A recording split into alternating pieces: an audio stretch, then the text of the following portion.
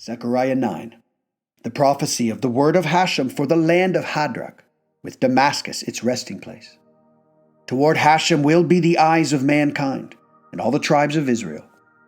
Also Hamath will be in its borders, as well as Tyre and Sidon, though she is very wise.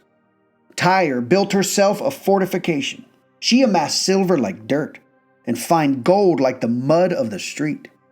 Behold, the Lord will impoverish her, and he will strike her wealth with the sea, and it will be consumed by fire. Ashkelon will see this and fear, and Gaza will see and tremble greatly, and Ekron, for the one to whom she looked for protection has been humiliated. A king will perish from Gaza, and Ashkelon will not be inhabited. A stranger will dwell in Ashdod, and I will eliminate the pride of the Philistines. I will remove his blood from his mouth, and his abominations from between his teeth. And then he too will remain for our God. He will be like a master in Judah, and Ekron will be like the Jebusite.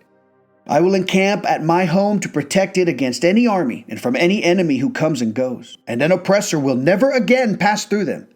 For now I have seen their suffering with my eyes. Rejoice greatly, O daughter of Zion. Shout for joy, O daughter of Jerusalem.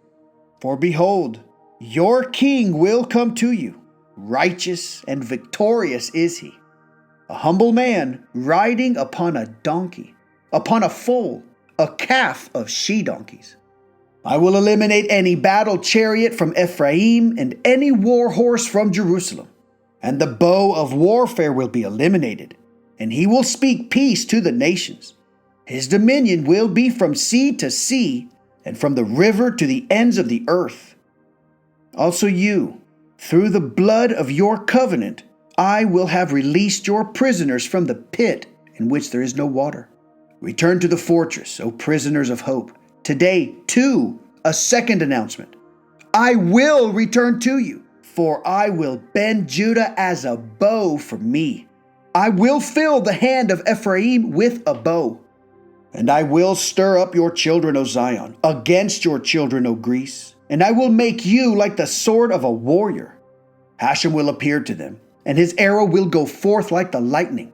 And the Lord Hashem Elohim will blow with a shofar and go forth in southern tempests. Hashem, master of legions, will protect them, and they will devour and conquer the stones of the slingshot. They will drink and be boisterous as from wine. They will be filled up like a bowl, and like the corners of the altar. Hashem, their God, will save his people like sheep on that day, for the stones of the crown will be exalted on his land. How goodly and how beautiful will be the grain of young men, and the wine that will make maidens sing. Zechariah 10. Request rain of Hashem in the season of the late rains, of Hashem who makes rain clouds, and he will provide them a shower of rain, for each man herbage in the field. For the teraphim speak words of nothingness. The diviners see falsehoods, and dreamers speak lies. They comfort with meaningless words. Therefore, they have wandered off like sheep. They are humbled, for there is no shepherd. My anger is kindled against the shepherds, and I will punish the he-goats. For Hashem, master of legions, has remembered his flock, the house of Judah, and he will make them like a horse whose glory is in war. From themselves the cornerstone, from themselves the peg, from themselves the bow of war, from themselves all the leaders will come forth together. They will be like warriors trampling their enemies in the mud of the streets in war. They will wage war, for Hashem will be with them, and the enemy riders of horses will be put to shame. I will give power to the house of Judah, and I will save the house of Joseph. I will settle them, for I will have mercy upon them. And they will be as if I had not rejected them, for I am Hashem their God, and I will answer them. Ephraim will be like a mighty warrior, and their heart will be glad as with wine. Their children will see and be glad. Their heart will rejoice in Hashem. I will whistle to them and gather them, for I have redeemed them, and they will become as numerous as they had been numerous. I had sown them among the nations, and they remembered me in faraway places. so they will live with their children, and they will return. I will bring them back from the land of Egypt. I will gather them in from Assyria. I will bring them to the land of Gilead and Lebanon. There will not be enough room for them. Misfortune will pass through the sea, and God will strike the waves in the sea. All the deep waters of the river will dry up. The pride of Assyria will be brought down, and the staff of Egypt will depart. I will give Israel power through Hashem, and they will walk with his name, the word of Hashem. Zechariah 11. Open your doors, O Lebanon, and let fire consume your cedars. Wail, O Cyprus, for the cedar has fallen, for the mighty ones have been vanquished. Wail, O oaks of Bashan, because the impregnable forest has come down. There is a sound of the shepherds wailing, for their power has been vanquished. There is a sound of young lions roar, for the heights of the Jordan have been vanquished. Thus said Hashem, my God, tend the flock meant to be slain, whom their buyers slay, and they are not guilty. And those who sell them say, Blessed be Hashem. Now I am rich. And whose shepherds do not pity them. For I will no longer pity the inhabitants of the land, the word of Hashem. Behold, I am giving over the people, each one into the hands of his fellow and into the hand of his king. They will crush the land, and I will not save them from their hand.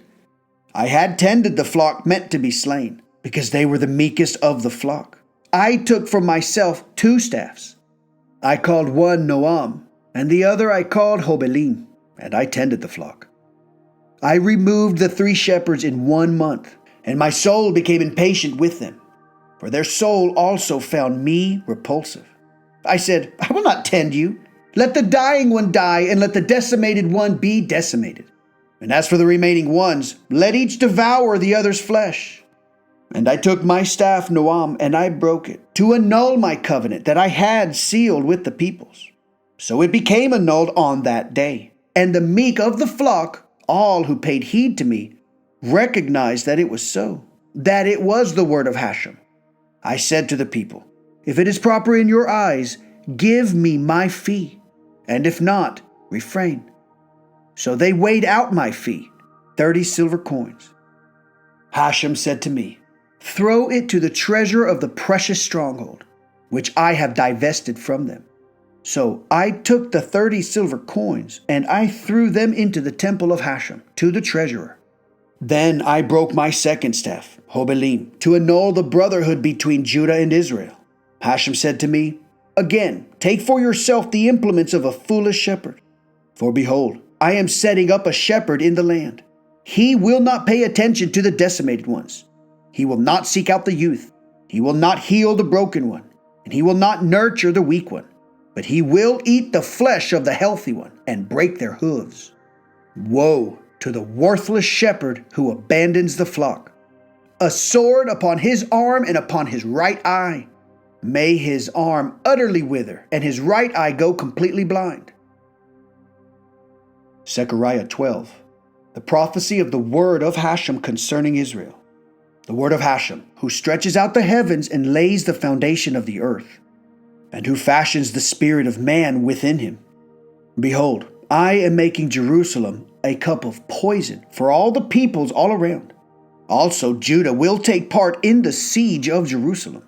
It shall be on that day that I will make Jerusalem for all the peoples a burdensome stone, whose bearers all become lacerated. And all the nations of the world will gather against it. On that day, the word of Hashem, I will strike every horse with confusion, and its rider with madness. But I will open my eyes to the house of Judah, while I strike every horse of the peoples with blindness. Then the captains of Judah will say in their hearts, The inhabitants of Jerusalem are a source of strength for me, in their prayers to Hashem, master of legions, their God. On that day I will make the captains of Judah like a stove, fire burning wood, and like a fiery torch burning sheaf. And they will consume on the right and on the left all the peoples all around. And Jerusalem will again settle in its place in Jerusalem. Hashem will save the tents of Judah first, so that the splendor of the house of David and the splendor of the inhabitants of Jerusalem should not overwhelm Judah. On that day, Hashem will protect the inhabitant of Jerusalem.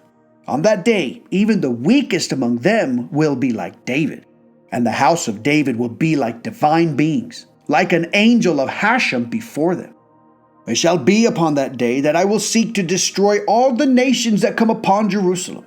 I will pour out upon the house of David and upon the inhabitant of Jerusalem a spirit of grace and supplications. They will look toward me because of those whom they have stabbed. They will mourn over him as one mourns over an only child, and be embittered over him like the embitterment over a deceased firstborn. On that day the mourning will become intense for Jerusalem, like the mourning of Hadadrimmon and the mourning at the valley of Megiddon.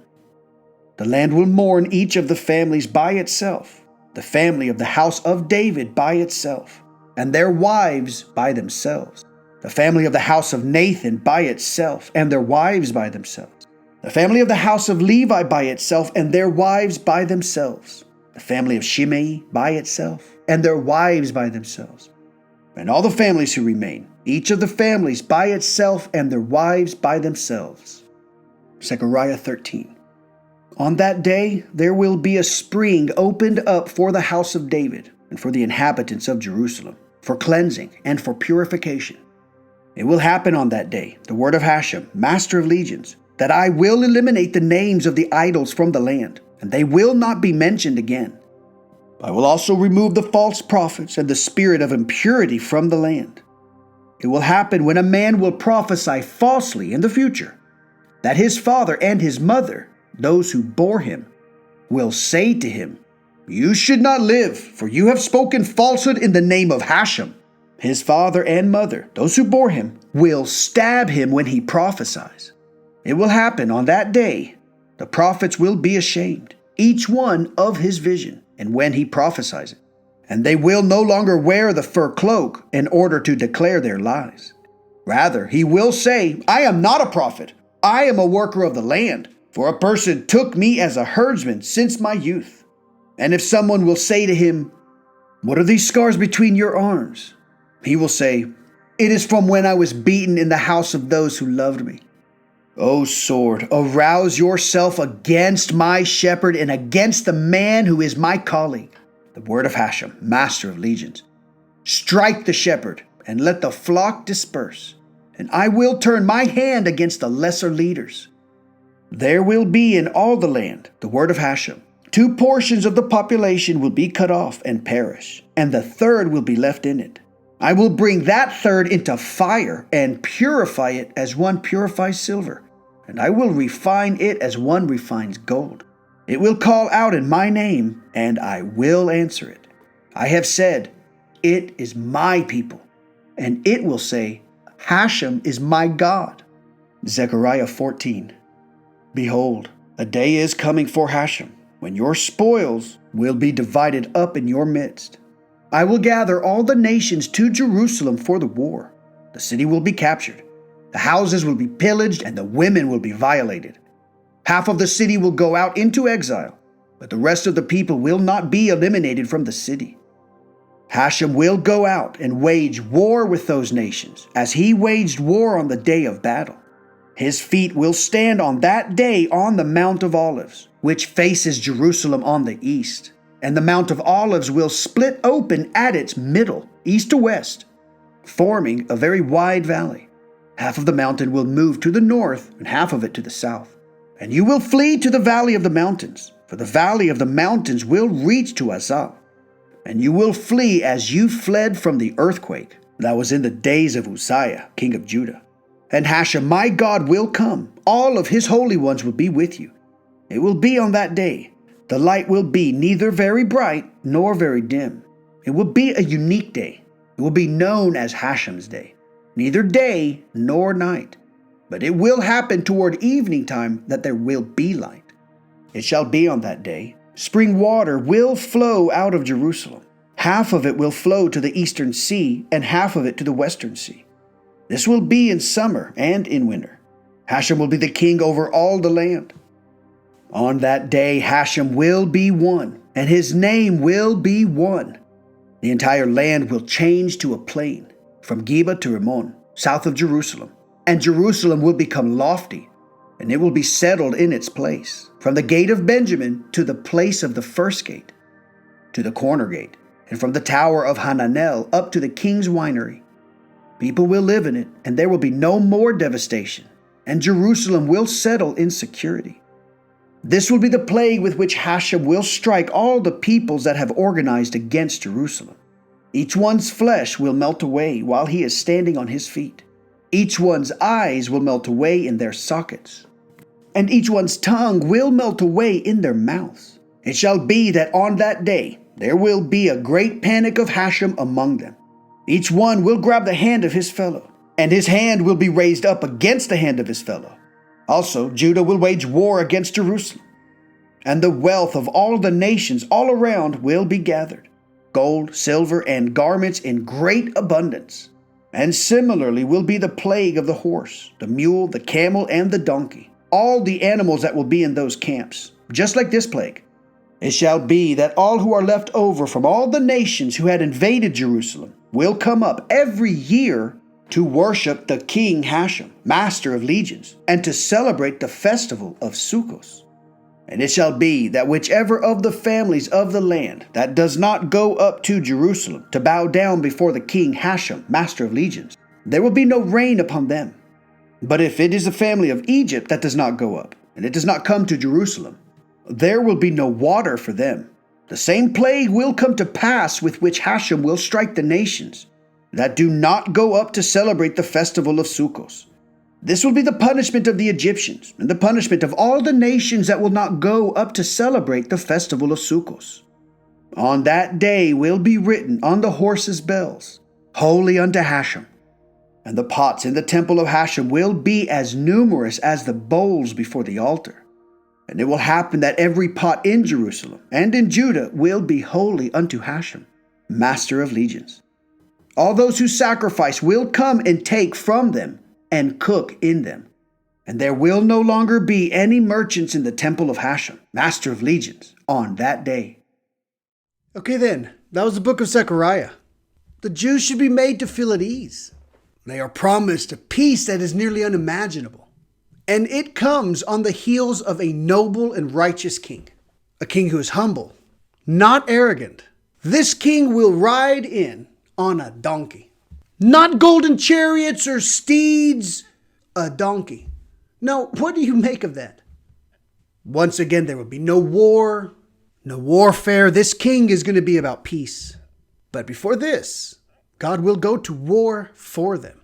He will restore them, and he will punish the people who have hurt them. The before prophets spoke of the destruction. Haggai and Malachi are speaking to the beginning of the renewal. The restoration of the exiled Jews. This will be a thing that happens by the hand of God. The theme of the Good Shepherd is continued, where he explains that for a lack of a good shepherd, he has had to crack the whip on his people. And because they hated his covenant so much, he simply annulled it. Interesting, however, along this narrative, Zechariah sort of takes a break and he says that he asks the people to pay him. So they paid him 30 shekels of silver, and Zechariah asks God what he wants to do with the 30 shekels. Then Zechariah asks God what to do with the money, and he says, throw it into the treasury. So Zechariah throws a little bag of 30 silver shekels into the treasury of Hashem. Now, what does that have to do with the story? But when this happens, a terrible shepherd is put in place of God's people.